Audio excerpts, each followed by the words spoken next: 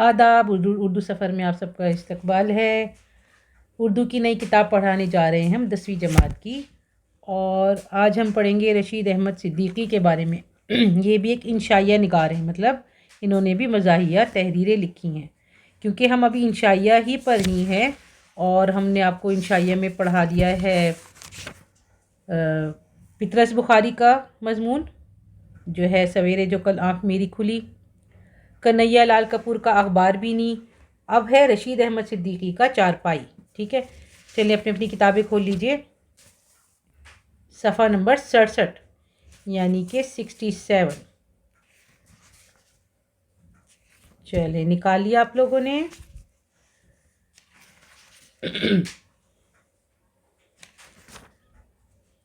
रशीद अहमद सिद्दीकी का तारुफ पढ़ लेते हैं। रशीद अहमद सिद्दीकी मौज़ा मुड़ियाहू ज़िला जौनपुर यूपी में पैदा हुए। ऊपर इनकी डेट्स भी लिखी हुई हैं, 1892 और 1977, 1892 1977। ये यूपी के ज़िला जौनपुर में एक मौज़ा है, मतलब एक छोटा सा कस्बा टाइप का है, मुड़ियाहू, वहाँ पर पैदा हुए। इब्तदाई तालीम जौनपुर में हासिल की।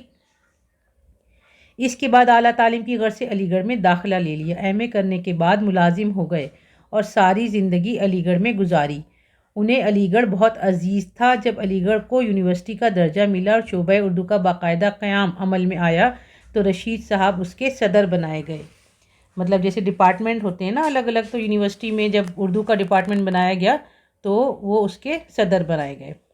रशीद साहब को तालिब इल्मी के ज़माने ही से लिखने का शौक़ था। अलीगढ़ मैगज़ीन में उनके मज़ाहिया मज़ामीन शाया होते थे और बहुत बहुत पसंद किए जाते थे। उनके मज़ामीन बावक़ार ज़राफ़त के आला नमूने हैं।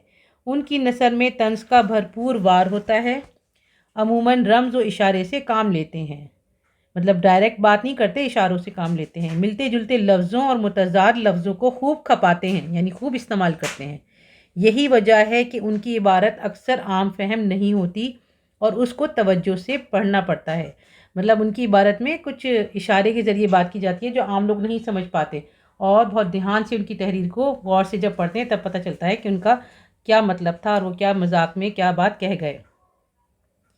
उनके मौज़ूआत में तनव्वो है, मतलब उनके जो टॉपिक्स हैं वो अलग अलग तरह के हैं।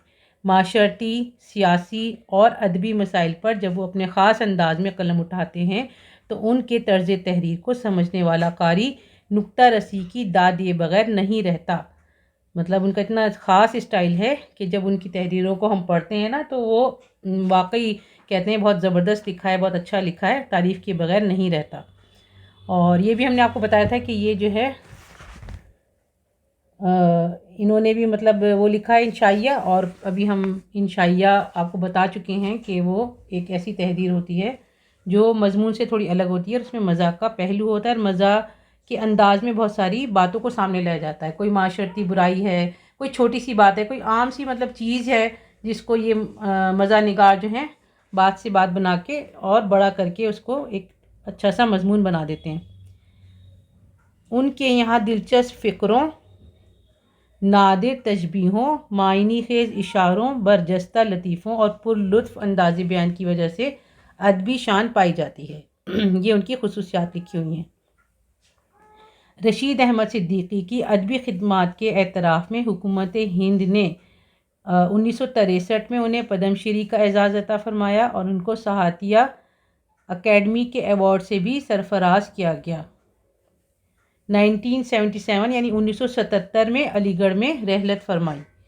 मज़ामीन रशीद मज़ाहिया मज़ामीन का मजमुआ, खिंदा नशरी तकरीरों का मजमुआ, गंज हाय गिरा माया और हम नफसाने रफ्ता खाकों के मजमुए, जदीद गज़ल उर्दू गज़ल की पुरज़ोर और मुदल्लिल वकालत और आशुफ्ता बयानी मेरी खुद नविश्त सवाने हयात रशीद साहब की अहम तसानीफ़ हैं। ज़ैल का मज़मून चारपाई उनकी अदबी ज़राफ़त का दिलचस्प नमूना है, मतलब जो अब हम पढ़ने जा रहे हैं वो इनकी मज़ा निगारी का एक आला नमूना है। चलें अब हम आ जाते हैं सबक पर। चारपाई तो आपने देखी होगी। चारपाई एक बहुत कॉमन सी चीज़ है जो हर जगह नज़र आती है। अब इसके बारे में इन्होंने क्या लिखा है हम पढ़ते हैं। چارپائی اور مذہب ہم ہندوستانیوں کا اوڑھنا بچھونا ہے۔ ہم اسی پر پیدا ہوتے ہیں اور یہیں سے مدرسے، آفس، جیل خانے، کونسل یا آخرت کا راستہ لیتے ہیں۔ چارپائی ہماری گھٹی میں پڑی ہوئی ہے، ہم اس پر دوا کھاتے ہیں، دعا اور بھیک بھی مانگتے ہیں، کبھی فکر سخن کرتے ہیں اور کبھی فکر قوم، اکثر فاقہ کرنے سے بھی باز نہیں آتے۔ ہم کو چارپائی پر اتنا ہی اعتماد ہے جتنا برطانیہ کو ICS پر، شاعر کو قافیے پر یا طالب علم کو غلغپاڑے پر۔ یعنی پیدا ہونے سے لے کر مرنے تک جو ہے وہ چارپائی جو ہے ہندوستانیوں کی زندگی میں نظر آتی ہے۔ جیسے انہوں نے لکھا ہے کہ چاہے وہ مدرسہ ہو، آفس ہو، جیل خانہ ہو، کونسل ہو یا آخرت کا راستہ ہو، ہماری گھٹی میں پڑی ہوئی ہے اور اس پر بیٹھے بیٹھے دوا بھی کھاتے ہیں۔ کچھ فقیر لوگ بیٹھے ہوئے بھیک مانگتے رہتے ہیں، کبھی پہلے اس میں شاید لوگ بیٹھ کے شاعری کرتے ہوں اور یا پھر قوم کے بارے میں سوچتے ہوں۔ یہ سب باتیں جو ہے انہوں نے بہت مزاحیہ انداز میں لکھی ہیں۔ چارپائی کی مثال ریاست کے ملازم سے دے سکتے ہیں۔ یہ ہر کام کے لیے ناموزوں ہوتا ہے، اسی لیے ہر کام پر لگا دیا جاتا ہے۔ مطلب یہ کہ یہ کام کوئی خاص کر نہیں سکتا، پھر بھی سے بہت سارے کام لیے جاتے ہیں۔ ایک ریاست میں کوئی صاحب ولایت پاس ہو کر آئے، ریاست میں کوئی آسامی نہ تھی جو ان کو دی جا سکتی، آدمی سمجھ بوجھ کے تھے۔ راجہ صاحب کے کانوں تک یہ بات پہنچا دی کہ کوئی جگہ نہ ملی تو وہ لاٹ صاحب سے طے کر آئے ہیں، راجہ صاحب ہی کی جگہ پر اکتفا کریں گے۔ ریاست میں ہلچل مچ گئی، اتفاق سے ریاست کے سول سرجن رخصت پر گئے ہوئے تھے، یہ ان کی جگہ پر تعینات کر دیے گئے۔ یہ بھی انہوں نے ایک مزاحیہ بات لکھی ہے کہ آدمی جو ہے بعض اوقات ایسی جگہ پر جاب پا لیتا ہے جس کا وہ اہل نہیں ہوتا۔ اسی طرح چارپائی سے اتنے سارے کام ایسے لیے جاتے ہیں جو اب ہم آگے دیکھیں گے۔ کچھ دنوں بعد سول سرجن صاحب واپس آئے تو انجینئر صاحب پر فالج گرا، ان کی جگہ ان کو دے دی گئی۔ آخری بار یہ خبر سنی گئی کہ وہ ریاست کے ہائی کورٹ کے چیف جسٹس ہو گئے تھے اور اپنے ولی عہد کو ریاست کے ولی عہد کا مصاحب بنوا دینے کی فکر میں تھے۔ یہی حالت چارپائی کی ہے، فرق صرف یہ ہے کہ ان ملازم صاحب سے کہیں زیادہ کارآمد ہوتی ہے۔ فرض کیجئے آپ بیمار ہیں، سفر آخرت کا سامان میسر ہو یا نہ ہو، اگر چارپائی آپ کے پاس ہے تو دنیا میں آپ کو کسی اور چیز کی حاجت نہیں۔ دوا کی پڑیا تکیے کے نیچے، جو شاندے کی دیگچی سراہنے رکھی ہوئی، بڑی بیوی طبیب، چھوٹی بیوی خدمت گزار، چارپائی سے ملا ہوا بول و براز کا برتن، چارپائی کے نیچے میلے کپڑے، بچوں کے کھلونے، جھاڑو، آش، جو، روئی کے پھائے، کاغذ کے ٹکڑے، مچھر، بھونگے، گھر یا محلے کے دو ایک بچے جن میں ایک آدھ زکام خسرے میں مبتلا، اچھے ہو گئے تو بیوی نے چارپائی کھڑی کر کے غسل کرا دیا، ورنہ آپ کے دشمن اسی چارپائی پر لبے گور لائے گئے۔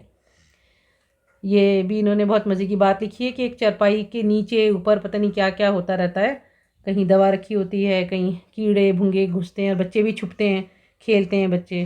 اور اسی طرح یہ کہ جب قبر تک لے جایا جاتا ہے تب بھی چارپائی کی ضرورت پڑتی ہے، جب بیمار ہوتے ہیں تب بھی چارپائی پر ہی آرام کرتے ہیں۔ ہندوستانی گھرانوں میں چارپائی کو ڈرائنگ روم، سونے کا کمرہ، غسل خانہ، قلعہ، خانقاہ، خیمہ، دواخانہ، صندوق، کتاب گھر، شفا خانہ سب کی حیثیت کبھی کبھی بیک وقت ورنہ وقت وقت پر حاصل رہتی ہے۔ کبھی الگ الگ ٹائم میں اور کبھی ایک ہی ٹائم میں سارے کام کرتی ہے چارپائی۔ اور یہ چارپائی کا جو مضمون ہے یہ بہت ہی زیادہ امپورٹنٹ ہے، میں نے بلکہ دیکھا بھی ہے کہ یہ آپ کے پیپر میں آ سکتا ہے بورڈ کے امتحان میں، اس لیے آپ اس کو غور سے سنیں اور سارا کام اس کا نہایت توجہ سے کریں۔ کوئی مہمان آیا، چارپائی نکالی گئی، اس پر ایک نئی دری بچھا دی گئی جس کی تہہ کے نشان ایسے معلوم ہوں گے جیسے کسی چھوٹی سی اراضی کو مینڈوں اور نالیوں سے بہت سے مالکوں میں بانٹ دیا گیا ہے، اور مہمان صاحب میں اچکن، ٹوپی، بیگ، بوگچی کے بیٹھ گئے۔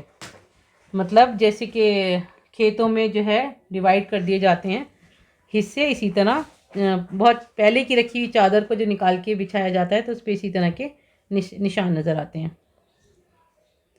اور جو مہمان صاحب ہوتے ہیں وہ اپنے پورے ساز و سامان کے ساتھ اس پہ بیٹھ جاتے ہیں۔ تھوڑی دیر کے لیے معلوم کرنا دشوار ہو گیا کہ مہمان بیوقوف ہے یا میزبان بد نصیب۔ چارپائی ہی پر ان کا منہ ہاتھ دھلوایا اور کھانا کھلایا جائے گا اور اسی چارپائی پر یہ سو رہیں گے۔ سو جانے کے بعد ان پر سے مچھر مکھی اس طرح اڑائی جائے گی جیسے کوئی پھیری والا اپنے خونچے پر سے جھاڑو نما مورچھل سے مکھیاں اڑا رہا ہو۔ چارپائی پر سوکھنے کے لیے اناج پھیلایا جائے گا جس پر تمام دن چڑیاں حملے کرتی، دانے چگتی اور گالیاں سنتی رہیں گی۔ کوئی تقریب ہوئی تو بڑے پیمانے پر چارپائی پر آلو چھیلے جائیں گے۔ ملازمت میں پینشن کے قریب ہوتے ہیں تو جو کچھ رخصت جمع ہوتی رہتی ہے اس کو لے کر ملازمت سے سبکدوش ہو جاتے ہیں۔ اسی طرح چارپائی پینشن کے قریب پہنچتی ہے تو اس کو کسی کال کوٹھی میں داخل کر دیتے ہیں۔ جب مطلب بہت سال ہو جاتے ہیں استعمال کرتے کرتے تو اس کو کسی اس میں ڈال دیتے ہیں اسٹور میں، اور اس پر سال بھر کا پیاز کا ذخیرہ جمع کر دیا جاتا ہے۔ ایک دفعہ دیہات کے ایک میزبان نے پیاز ہٹا کر اس خاکسار کو ایسی ہی ایک پینشن یافتہ چارپائی پر اسی کال کوٹری میں بچھا دیا تھا اور پیاز کو چارپائی کے نیچے اکٹھا کر دیا گیا تھا۔ اس رات کو مجھ پر آسمان کے اتنے ہی طبق روشن ہو گئے تھے جتنی ساری پیازوں میں چھلکے تھے، اور وہ یقیناً 14 سے زیادہ تھے۔ جیسے یہ محاورہ کہتے ہیں نا 14 طبق روشن ہونا، تو یہ انہوں نے یہاں پہ استعمال کیا ہے کہ بہت ساری پیاز کے چھلکے تھے، پیاز تھی اور انہیں وہاں پہ لٹا دیا تھا، تو ظاہر ہے بہت ہی عجیب ان کو لگا ہوگا، پیاز کی بسی ہوئی ہوگی ساری، تو انہوں نے یہ مذاق میں بات لکھی کہ میرے جو ہے طبق روشن ہو گئے، اور وہ یقیناً 14 سے زیادہ تھے، اور جتنے چھلکے تھے اتنے مطلب طبق روشن ہو گئے۔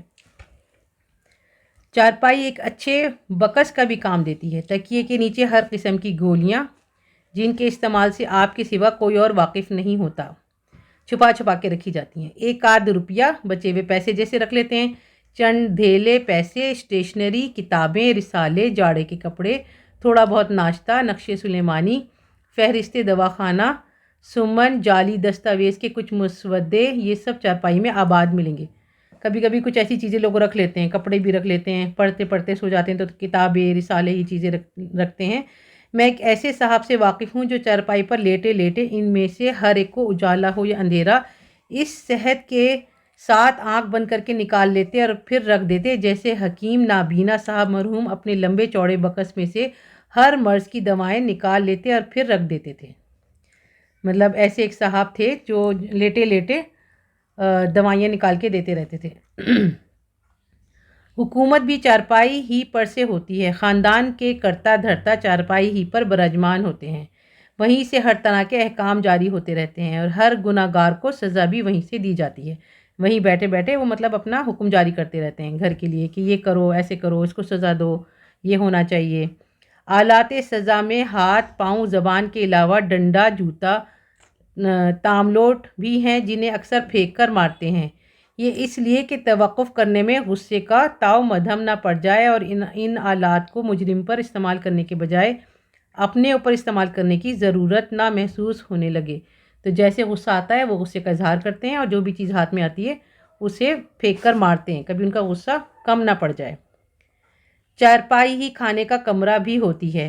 باورچی خانے سے کھانا چلا اور اس کے ساتھ 5-7 چھوٹے بڑے بچے، اتنی ہی مرغیاں، 2-1 کتے بلی اور بے شمار مکھیاں آ پہنچیں۔ سب اپنے قرینے سے بیٹھ گئے۔ صاحب خانہ صدر دسترخوان ہے۔ ایک بچہ زیادہ کھانے پر مار کھاتا ہے، دوسرا بدتمیزی سے کھانے پر، تیسرا کم کھانے پر، چوتھا زیادہ کھانے پر، اور بقیہ اس پر کہ ان کو مکھیاں کھائی جاتی ہیں۔ ایسا ہوتا ہے نا، بچوں کو ڈانٹ پڑ رہی ہوتی ہے کہ تم کم کیوں کھا رہے ہو، کسی کو ڈانٹ پڑتی ہے تم زیادہ کیوں کھا رہے ہو، اور کسی کو اس پر ڈانٹ پڑتی ہے کہ تمہارے اوپر اتنی مکھیاں بیٹھ رہی ہیں اور مکھیاں آپ کو کھا رہی ہیں۔ دوسری طرف بیوی مکھی اڑاتی جاتی ہے اور شوہر کی بدزبانی سنتی اور بدتمیزی سہتی جاتی ہے۔ کھانا ختم ہوا، شوہر شائر ہوئے تو ہاتھ دھو کر فکر سخن میں چارپائی پر لیٹ گئے، چارپائی پر لیٹ کر گنگنانا شروع کر دیا، کچھ شعر و شاعری سوچنے لگ گئے۔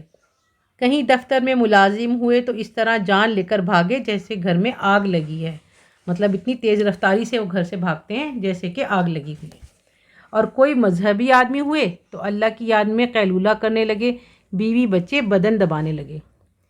قیلولہ کا مطلب ہے دوپہر کا کھانا کھا کے آرام کرنے لگے تھوڑی دیر۔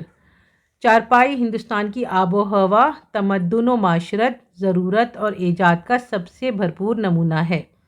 ہندوستان اور ہندوستانیوں کے مانند ڈھیلی ڈھالی، شکستہ حال، بے سر و سامان، لیکن ہندوستانیوں کی طرح غالب اور حکمران کے لیے ہر قسم کا سامان راحت فراہم کرنے کے لیے آمادہ۔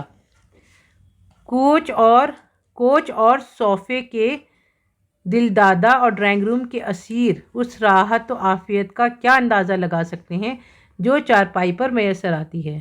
مطلب ڈرائنگ روم میں جو صوفے ہوتے ہیں نا ان سے بہت زیادہ آرام چارپائی پر ملتا ہے. چارپائی ہر کسی کو سہولت دیتی ہے، ہر کسی کے لیے آرام کی چیز ہے.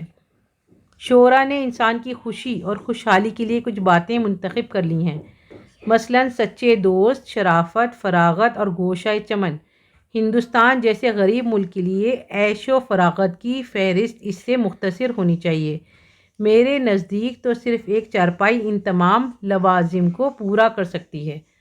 مطلب ہندوستان میں جو ویسا طبقہ ہے، غریب طبقہ ہے، ان کے لیے تو لگژری کا سامان بس ایک چارپائی ہے، کیونکہ وہ ان کو بہت ساری وہ دیتی ہے، سہولیات دیتی ہے اور بہت ساری چیزوں میں کام آتی ہے. ٹھیک ہے، یہ مضمون آپ کا یہاں پہ ختم ہو گیا ہے اور امید آپ کو سمجھ بھی آ گیا ہوگا. اب ہم اس کے الفاظ معنی کریں گے اور سوال جواب کریں گے. آپ اس کو ریڈ کریں اور یہ جو ان کا تعارف ہے رشید احمد صدیقی کا یہ یاد کر لیجئے. ڈیٹس وغیرہ ہیں، اسپیشل باتیں جو بھی اس میں لکھی ہوئی ہیں وہ سب یاد کریں. اور یہ لیسن اس میں بھی ہے نوائے اردو میں 11 کلاس کے لیے ہے. تو نہیں 11 نہیں 9 کلاس، جی 9 کلاس کے بچے بھی اس والے سبق کی ریڈنگ سے فائدہ اٹھا سکتے ہیں. ٹھیک ہے، اللہ حافظ. امی یہ دیکھیں. کیا